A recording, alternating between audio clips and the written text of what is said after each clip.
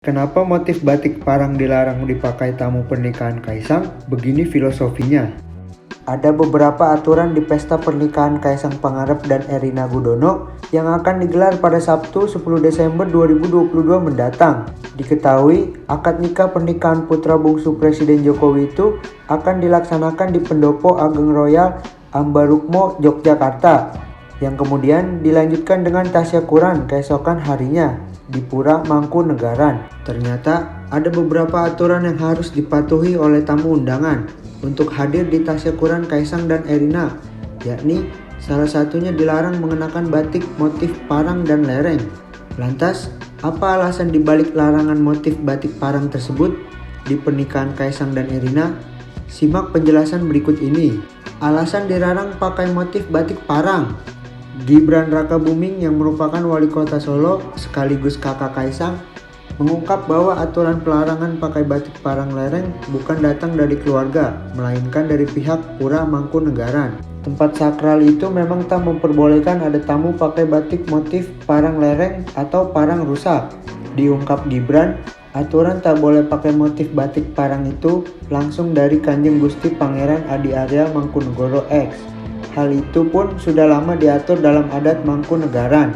Diketahui, batik motif parang hanya boleh dikenakan oleh keluarga keraton seperti raja, permaisuri, keturunannya, hingga para bangsawan dan bupati. Sehingga batik motif parang tersebut memang tidak digunakan warga biasa.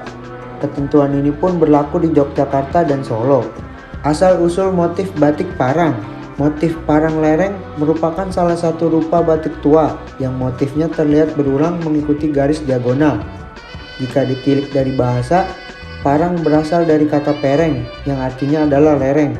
Perengan menggambarkan garis menurun dari tinggi ke rendah. Kemudian, motif berulang dari parang lereng dengan dasar es terinspirasi dari ombak samudra yang bermakna tidak kenal putus asa. Sedangkan dalam filosofi Jawa, batik parang punya makna agar tidak pernah menyerah, seperti ombak yang tak pernah berhenti bergerak. Sementara itu, motif batik parang rusak artinya adalah masih kuat, sabar dan mampu kendalikan daya nafsu, meski dalam keadaan kepayahan.